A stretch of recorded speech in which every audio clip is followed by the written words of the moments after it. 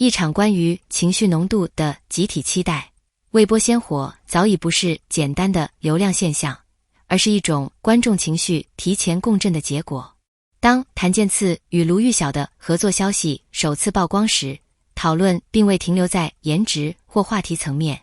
而是迅速转向一种更深层的期待，他们能否带来一种有温度、有层次、有真实触感的情感表达。这种期待并非偶然。近年来，观众对工业糖精的免疫力逐渐增强，那些单纯依靠套路化桥段堆砌的甜宠剧情已难以真正打动人心，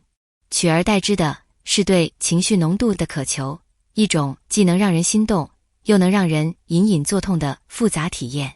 而谭健次与卢昱晓的组合恰恰具备这样的潜力。他们的表演气质并不张扬，却极具渗透力，不是瞬间炸裂，而是层层递进，让观众在不知不觉中陷入情绪的漩涡。真正让这对 CP 引爆讨论的是那3场被频繁提及的高甜名场面，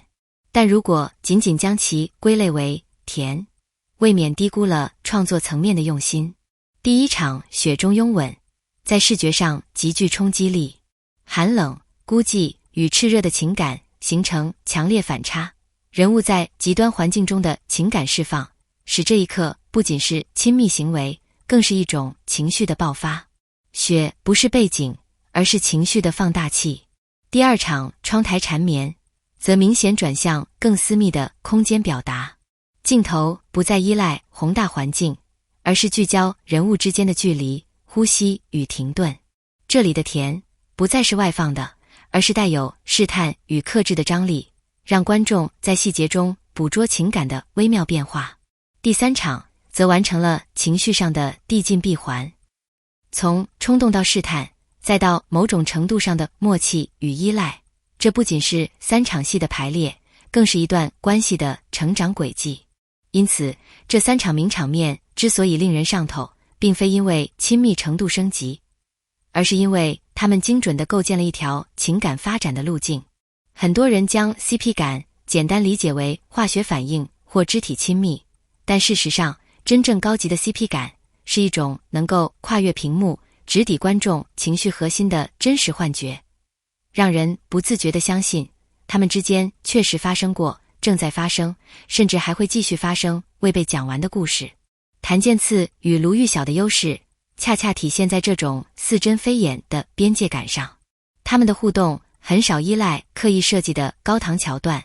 而更像是人物在特定情境中自然生长出的情绪轨迹。一个不敢直视却又无法移开的眼神，一句说到一半却忽然停住的台词，甚至是两人之间刻意拉开的距离，都成为情感表达的一部分。这些细节并不喧哗，却极具穿透力，像暗流一样悄然影响观众的判断与感受。这种可信度并非偶然生成，而是建立在极其精细的表演控制之上。首先是节奏上的克制与耐心，他们不急于将情感推向高潮，而是让情绪在沉默、犹豫与未说出口的话语中慢慢积累，使观众在等待中完成代入。其次是角色关系的内在逻辑始终成立，即使置身于充满变数的乱世环境，人物的每一次靠近与疏离都源自其性格、处境与选择，而不是为了制造戏剧张力而刻意安排。更重要的是，这种表演方式重新定义了观众的观看体验。当糖点不再是被标注的瞬间，而是隐藏在连贯情绪中的自然结果时，观众不再只是被动接受甜蜜，而是主动参与、理解与感受。于是，我们看到的不再是演员在完成一场爱情戏，而是两个角色在时间与命运中缓慢而真实地建立起一段关系。这种关系或许不张扬，却更持久，也更容易在观众心中留下余温。在和平环境中，爱情往往容易被轻描淡写，而在乱世背景下，每一次靠近都显得格外珍贵。这部作品选择将故事置于动荡时代，并非为了增加戏剧冲突，而是赋予情感更高的价值密度。生死未卜的未来，使每一个拥抱都带着不确定性，每一次分离都可能成为永别。因此，那些被称为高甜的瞬间，其实都隐含着潜在的悲剧张力。越甜，越让人意识到失去的可能；越亲密，越凸显环境的残酷。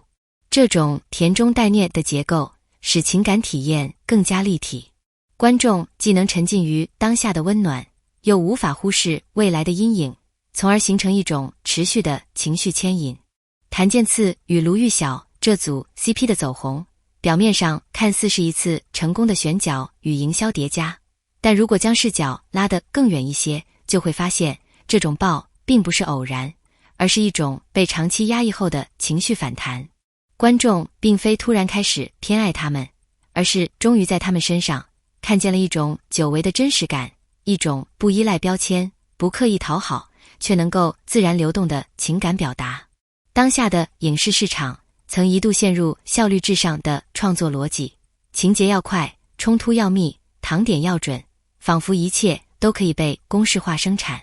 但问题在于，情感从来不是工业流水线的产物，它需要时间，需要呼吸，更需要那些看似无用的细节来支撑。正是在这种背景下，谭健次与卢玉晓的表演显得尤为珍贵。他们没有急于证明这是一段爱情，而是一步步让观众感受到爱情正在发生。更重要的是，这种表达方式打破了甜即正义的单一标准。真正打动人的，从来不是表面的亲密，而是情绪背后的动机与代价。一个拥抱为什么发生？一句告白为何迟疑？当这些问题在作品中得到回应时，观众才会真正建立起情感连接，而不是仅仅停留在短暂的兴奋之中。因此，这组 CP 的走红，其实是在提醒整个行业，观众并没有变得更难取悦，他们只是变得更诚实了。他们不再轻易被看起来很甜的表象说服，而是渴望为什么会甜的内在逻辑。这也意味着，未来的内容竞争将不再是表层刺激的比拼，而是情感可信度的较量。谁能让观众相信角色的心动，谁就更有可能赢得长期的共鸣与记忆。而这或许才是真正意义上的爆款逻辑。感谢你读到这里。或许这不仅仅是一篇关于某对 CP 的分析，更像是一面镜子，让我们重新审视我们究竟在为什么样的情感买单。当镜头停留在拥吻与靠近时，我们感受到的是瞬间的心跳，但当镜头拉长，落在那些欲言又止的停顿、克制之下的情绪暗涌时，真正留下痕迹的，往往正是这些不被放大的细节。甜可以被设计，但真实往往只能被捕捉。也正因如此，那些看似不起眼的眼神闪避、呼吸错位，反而构成了情感最坚固的支点。真正打动你的，是高甜瞬间带来的情绪冲击，还是那些被时间慢慢酝酿，在细节中悄然生长的真实关系？或许观众正在悄悄改变，我们不再满足于被喂糖，而更渴望被理解、被共鸣。我们期待的也不只是故事的结果，而是情感形成的过程，是角色如何在选择中显露人性，在困境中完成自我。那么，你是否也在期待未来的影视作品能够在娱乐之外多一些耐心，去讲述复杂的人性、多面的选择，以及那些无法被简单定义的情感？欢迎在评论区留下你的答案。